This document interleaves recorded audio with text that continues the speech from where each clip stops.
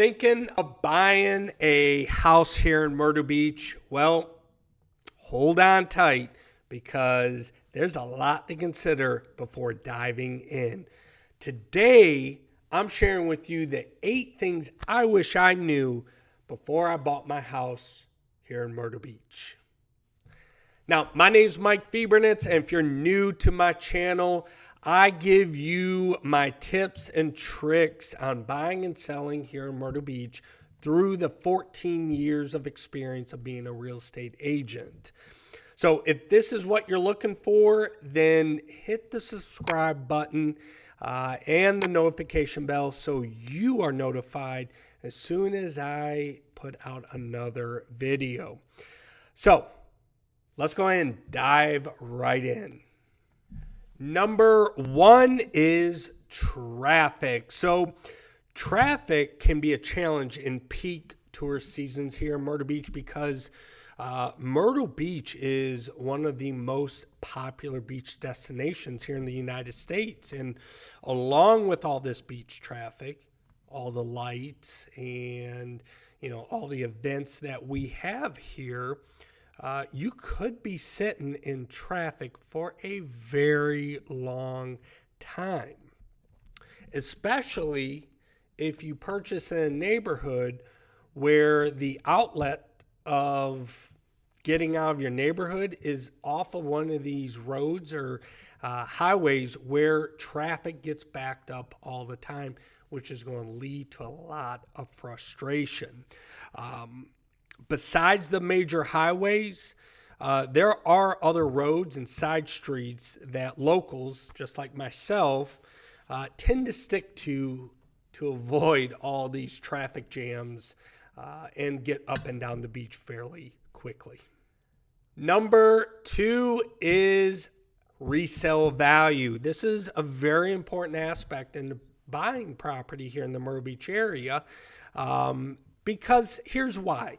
While Myrtle Beach is a very popular destination, we have the beach and everyone comes down and think, hey, I'm going to be a beach bum just like I did, 20 years ago when I moved here. It is still a transit area for homeowners to sell and upgrade or downgrade or even move away from the area completely. To put this into perspective, the national average for the number of years before a homeowner sells is 7 years. Here in the Myrtle Beach market or Myrtle Beach area, it's only 4. So it's almost cut in half of the national average of the number of years that someone will own a property before selling. So, I get a lot of people move out, they move to Florida, they move back home, up to New York. So you want to look at every single factor when it comes to resale value, especially when it comes to selling your property in the future, because you never know what might happen. So although the price of that property is very good, you still want to look at every single factor on resale value. Number 3, tourists during the summer months. So Myrtle Beach is one of the most popular beach vacation spots here in the United States, which that brings in vacationers in the hundreds of thousands, just directly coming into Myrtle Beach. And with that many people in this small beach community, it is going to get cramped. So give you a couple examples. Just trying to find a parking spot to put your toes in the sand and get on the beach is going to be tough just because there's so many people in town. And there are public beach accesses where you can park your car, but the problem is they are taken so early in the day during the summer that you have to get there extra early just to get into the beach. Another example is that tourists drive like they don't even see anyone else on the road. I've seen a tourist go from the far left lane, merge all the way 3 lanes and make a right turn as if none of us were on the road, almost causing a couple of accidents. And that's just because their head is basically on a swivel, and they're trying to look at the lights and the restaurants and the attractions, trying to figure out what to do, where to eat. So they're not even paying attention to the cars or the traffic around them. Another example is they feel entitled when they come here just because they're on vacation. They feel like, they don't have a care in the world. They're spending their hard-earned money here. So they feel like they are special compared to some of us, which are locals. So definitely think about this influx of traffic from vacationers during the summer, because it could impact your neighborhood's atmosphere and accessibility. Number 4 is Highway 501, Highway 544, and Highway 31. So these highways are lifelines in and around Myrtle Beach. Now, to give you an idea about Highway 501, it is basically the lifeline of getting in and out of Myrtle Beach for vacationers. So during the summer, that is probably where 80% of vacationers come in on to get to, the beach. And 80% of them, when they leave on vacation, they leave on 501, which could take hours in and out, depending on, the time of the year. Now, when it gets bottlenecked, if you buy right off of Highway 501, it's going to take you a while to get around, but most importantly, it's going to create a lot of frustration after so long on you living in this neighborhood. Locals tend to stay away from 501 just because of the traffic. There's other ways to get around. Highway 544 basically starts in Conway, and it runs all the way down to Surfside Beach. And it basically serves as relief to Highway 501, in my opinion. Whenever Highway 501 is congested and backed up, you've got Highway 544 that can, get you down south to the beach a whole lot quicker than, sitting on 501. And then our favorite highway as locals is Highway 31. This is actually a 28-mile, 6-lane highway, 65 miles per hour. It runs parallel to the ocean, starts in Little River, ends on 707 right there at the end of Myrtle Beach, South Myrtle Beach. And you could probably get from Little River to around Murrells Inlet in about 25 to 30 minutes, which is nothing, compared to your other avenues. Locals love this highway because it can get us up and down the beach a whole lot quicker than taking, let's say, Highway 17 bypass or business. Definitely learn about the traffic patterns and accessibility here in the Myrtle Beach area and the surrounding areas before choosing your location. Number 5, HOA rules and regulations. So a lot of people up north don't know much about homeowner associations. And here in the Myrtle Beach area, the majority of neighborhoods or subdivisions have homeowner associations with specific rules. Now, here's the crazy part about this is that these rules and regulations aren't accessible to the public. Not even if you're in the process of buying a house in an HOA. And that's the crazy part. You have to basically make it contingent upon the seller giving them to you at their expense during the transaction so you can approve these rules and regulations before moving forward with purchasing the house. Now, some of these regulations, you're probably asking, well, what am I dealing with in these HOAs? Well, some regulations are on fences to where you can only put up certain fences, certain height. You have to get approval for everything. Parking on the street after hours could be a rule and regulation that we see a lot. And even certain pets aren't allowed. So definitely try to get your hands on these rules and regulations before you purchase in a neighborhood with, these HOA.